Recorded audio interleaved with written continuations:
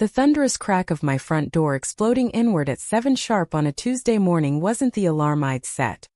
But the sight of Karen Delaney, president of Sunnyvale Meadows HOA, pastel pantsuit perfectly pressed, pearl necklace gleaming like a noose, strutting through the wreckage with 3 polo shirt goons waving a bright red community safety order, made my blood freeze. By order of the Sunnyvale Meadows Homeowners Association, Ryan Brooks, she announced in that honey-dripped voice she reserved for charity luncheons, all privately owned firearms are now prohibited. This is a mandatory collection for the safety of our children and our community. Before I could even form the word illegal, one of her muscle-bound volunteers yanked my shotgun from the rack I'd grabbed in reflex.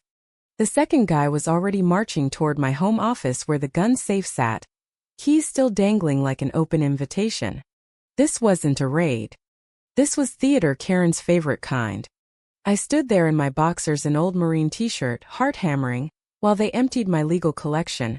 Grandpa's deer rifle, the vintage 1911 I'd inherited, even the Civil War replica that had never fired a live round. Each piece they tossed into the HOA maintenance van felt like they were carving chunks out of my soul. Neighbors from the identical beige houses across the street gathered on the sidewalk, some clutching coffee mugs, others filming on their phones. Few looked horrified. Most just stared with that dead-eyed suburban indifference that said, "Better you than me." Karen leaned out of the van window as it pulled away. Her Botox smile stretched tight. "You'll thank us later, Ryan. Rules are rules. Have a blessed day." The dust settled like a funeral shroud over my driveway. It hadn't started with guns. 6 months earlier I'd inherited this modest 3-bedroom on the edge of Sunnyvale Meadows from my Aunt Clara, the last piece of family land that somehow got swallowed when the developer expanded the HOA covenant back in '82. I'd laughed off the first gold-embossed letter demanding dues. I wasn't even supposed to be under their thumb. The county records showed my lot sat just outside the original plat. But Karen Delaney, retired corporate lawyer turned neighborhood dictator, had other plans. The fines began small and stupid. Unsightly vegetable garden, for my perfectly legal raised beds out back. Grass height violation, when it hit 3 inches instead of their sacred 2.5. Then came the unauthorized flag display, because my American flag stayed up past their arbitrary 3-day limit. Each notice came with Karen's personal signature and a smiley face sticker. I paid some, ignored others, and started keeping a folder. Quietly. Then she became president on a safety-first platform and rammed through the new firearms bylaw in a closed-door vote that somehow passed 4-1. Her compliance minion, Kyle Baxter, skinny weasel with a clipboard permanently glued to his hand, started routine inspections, snapping photos of my yard like a paparazzo. The personal stuff came next. My aunt's heirloom rose bushes along the back fence mysteriously wilted overnight, after an HOA landscaping crew sprayed something that smelled like industrial poison. A week later my dog Max, a gentle golden retriever, yelped when Kyle's golf cart accidentally clipped him on my own driveway. Coincidence? Sure.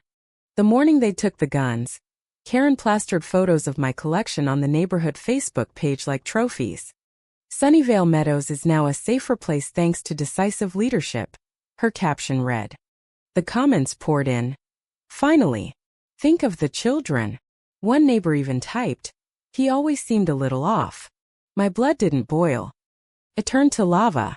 Staring at the plywood now covering my shattered door, I made a promise to the empty house. They thought they'd broken me. They had no idea I'd been taking notes for months, timestamps, photos, every illegal overreach. I wasn't going to scream or sue in a rage. I was going to watch, wait, and bury them with their own paperwork. Less than 24 hours later the golf cart was back, this time flanked by a black SUV I didn't recognize. Kyle climbed out clutching another official notice, eyes darting like a rat in a trap. 2 meatheads in cheap security uniforms stepped out behind him. "Mr. Brooks," Kyle squeaked, avoiding my stare. "I have an official notice of pending eviction. You have 72 hours to vacate." Eviction. The word landed like a punch to the ribs. "On what grounds?" I asked, voice low. Kyle's Adam's apple bobbed. Unpaid fines totaling $32,450, plus repeated violations of community covenants. The board voted unanimously last night. One goon stepped forward and stapled the paper to my plywood door with a flourish. I almost laughed. Almost. Instead, I watched them drive off, then grabbed my keys. County Clerk Eleanor Vance had known Aunt Clara for 40 years. When I slapped the eviction notice on her counter, her silver eyebrows shot up. She typed for a tense minute, then whispered, "Oh honey, this is ugly."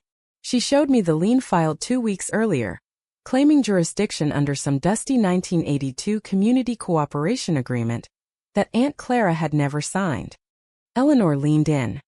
"Karen's been seen cozying up to that developer Harrington. Whispers say he wants your lot for townhomes. 32 grand in fake fines? That's not enforcement. That's a land grab wearing lipstick." I left with fire in my veins and one name on my lips. Benjamin Hart, Aunt Clara's old property lawyer and the meanest bulldog in 3 counties. Benjamin listened in his book-lined office while I laid it all out. The guns, the roses, the dog, the eviction. When I finished, he steepled his fingers and smiled like a shark. "They can't do this. Not legally. That lien is fraudulent, the bylaw vote was never properly noticed, and your property was never inside their original boundaries. They're counting on you folding like everyone else." He slid a legal pad across the desk. "We start by filing an emergency injunction to stop the eviction clock. Then we hit them with everything: illegal seizure, civil rights violations, the works. But Ryan, you stay quiet. Document. Smile. Let Karen keep digging her own grave." I nodded. Quiet was my specialty. That afternoon I pulled into my driveway and found Karen herself standing on my porch, Kyle and 2 new security goons flanking her like bodyguards. "Heard you went running to the county," she said, voice sweet as antifreeze. "How adorable." "Get off my property," I replied evenly. She laughed, a delicate practice sound. "I'm afraid it's not your property for much longer." She gestured toward my detached garage where I kept tools, memories, and the last pieces of Aunt Clara's life. A shiny new padlock gleamed on the doors.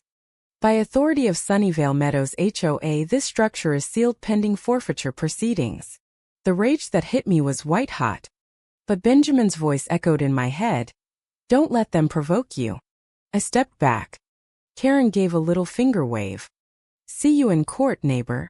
As their convoy rolled away, I stood staring at that padlock, fists clenched so tight my nails drew blood. Then I went inside, opened my hidden folder, and started typing timestamps. The next morning I printed every page of that fraudulent 1982 agreement and highlighted every clause that proved my lot sat outside their boundaries. Swallowing every ounce of pride I owned, I started knocking on doors in Sunnyvale Meadows. Most slammed shut before I finished my first sentence. Fear was thick in the air. Karen had spent years cultivating it like prize roses. But a few listened. Old Mrs. Hargrove, whose mailbox had been fined 3 times for the wrong shade of beige, invited me in for iced tea. "That woman has been a bully since the day she moved in," she said, voice trembling with 80 years of quiet fury. "Your Aunt Clara helped me when my husband passed. Least I can do is sign this." By sunset I had 6 signed affidavits. One neighbor who'd promised to help called me later, voice shaking. 2 of Karen's security guys stopped by. Said it was just a friendly chat about community loyalty. "I've got kids, Ryan. I can't." Click. Benjamin called the next day with the first real win. Judge granted the temporary restraining order. They can't touch you, fine you, or touch your property until the full hearing. We also subpoenaed every HOA record. Emails, minutes, bank statements. If Karen's been cooking the books, we'll have receipts. Relief hit so hard my knees almost buckled. But Karen wasn't done. That afternoon an orange $5,000 fine was stapled to my fence. Unauthorized assembly. Apparently asking neighbors for help counted as an illegal gathering. I actually laughed out loud. Her desperation was showing. Then the black SUV rolled up again. Karen climbed out with developer Harrington, expensive suit, colder eyes. "Ryan," she cooed, "Mr. Harrington has a generous offer. $500,000 cash, 30 days. All your HOA troubles magically disappear. Harrington extended a manicured hand. You walk away, we build beautiful townhomes. Everyone wins. I looked at the garage padlock, at the roses that used to bloom where Aunt Clara once sat, and felt something settle in my chest. Not for sale, I said quietly. Not now. Not ever. Karen's smile never wavered, but her eyes flashed pure venom. A pity. Progress waits for no one. That night my phone buzzed with an unknown number. A digitally distorted voice whispered one sentence. Garage tonight. Be careful. Then silence. I grabbed Aunt Clara's old bullwhip, more for show than anything, and slipped outside. Shadows were already at the garage doors, crowbars glinting. In the bed of their truck I caught the unmistakable outline of my stolen guns. They weren't stealing, they were planting evidence. I stepped into the moonlight. Evening, boys. The whip cracked like a gunshot. One guy yelped and dropped his crowbar. They scrambled into the truck and peeled out, leaving tire marks and my guns behind. I called Sheriff's Deputy Mia Torres at dawn. She arrived, took photos, logged everything. This just went from civil to criminal, Mr. Brooks. Attempted burglary plus possession of stolen property. We're opening a full investigation. For the first time in weeks I slept more than 2 hours. But Karen was cornered now, and cornered animals bite hardest. 3 days later a black sedan with federal plates pulled up. Karen rode shotgun, smug as ever. The man who stepped out wore an ATF windbreaker. Mr. Brooks, Karen sang. Meet Special Agent Hoffman. We received a credible tip about unregistered firearms stored unsafely on your property. My stolen guns. The one she'd taken. Now she was using their absence to sick the feds on me. I kept my voice steady. Got a warrant, Agent? Hoffman paused. Karen jumped in. The HOA covenant allows inspections for community safety. Not on disputed private property and not without a judicial warrant. I cut in. You know that, Agent.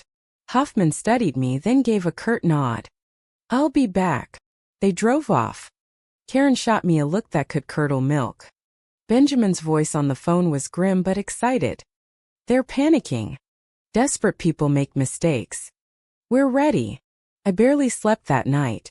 Every creak sounded like footsteps. Then Mrs. Hargrove called at 8 a.m., voice frantic. Ryan, get to the community center now. Karen called an emergency meeting.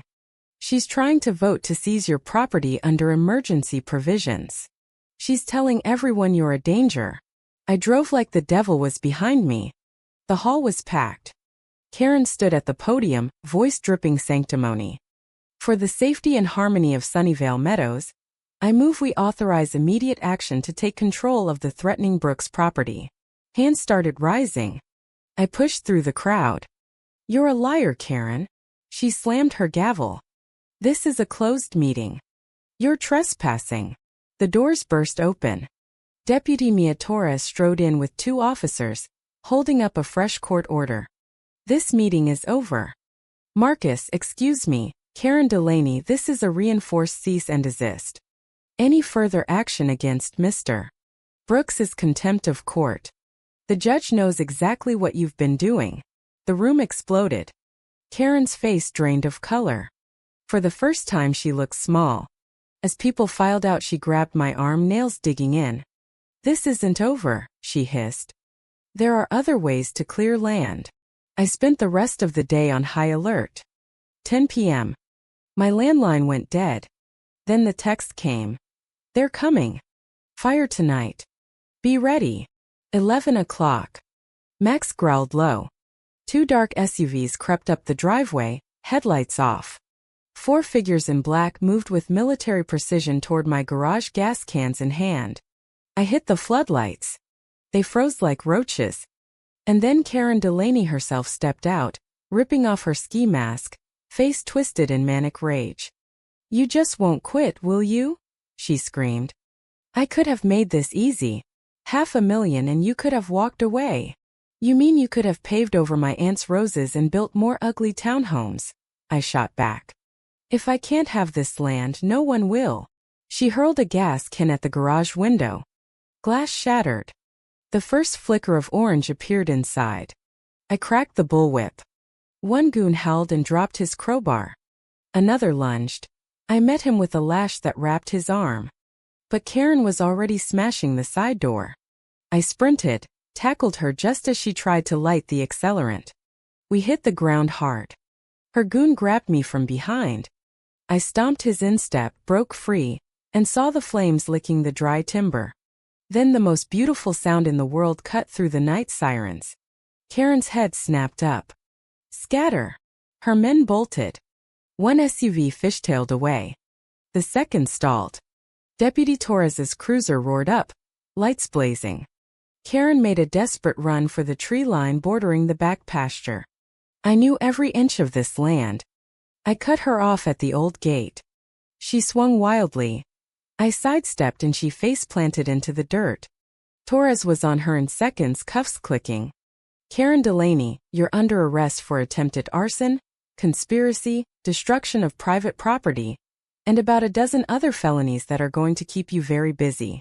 Karen sputtered curses into the grass while they hauled her away. The courtroom 3 weeks later was standing room only. Benjamin was merciless.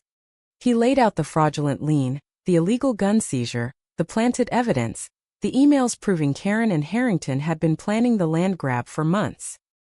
He even put Kyle on the stand, granted immunity. The weasel sang like a canary. Judge Albright's voice was ice. Ms. Delaney, your actions were not mere overreach. They were a malicious, calculated campaign of harassment and attempted theft. Every fine is voided. This court refers you to the district attorney for felony prosecution. Bail denied. Karen was led away in cuffs, pearls still perfect, face finally cracked.